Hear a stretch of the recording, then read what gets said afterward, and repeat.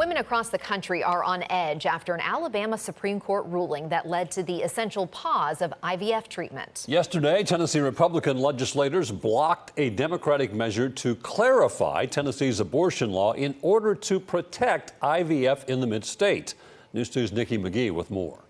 Our intent here is not to allow abortions after that embryo has been brought into the mother and brought alive.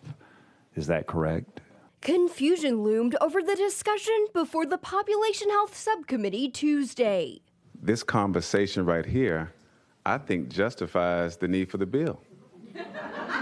Representative Harold Love looking to pass a bill seeking to explicitly protect IVF and birth control rights in the state of Tennessee, saying they don't fall under the term abortion. And I would hope that we would not miss this opportunity while we're here now with this bill to clarify, so we don't have to come back next January with a bill to clarify while families wait 6 to 9 to 12 months.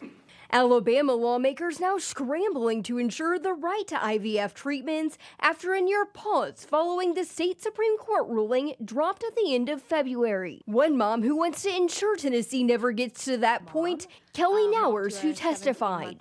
She used IVF to conceive her 17-month-old son and daughter, now on the way. It was very disappointing, and I was angry if what happened in Alabama happened in Tennessee, and I was in the process, that we were in a couple months ago.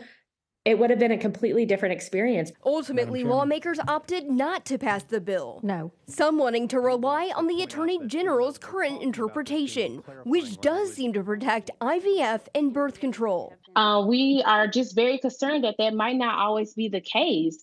And so there's nothing currently stopping the law stopping what happened in Alabama from happening here in Tennessee. Nowers still has embryos frozen in the state of Tennessee and says the unknowing brings about fear. What that means about my future kids, my friends who might, want to start a family and this being their only option. What that means about the embryos that we have in the state. Nikki McGee, News 2.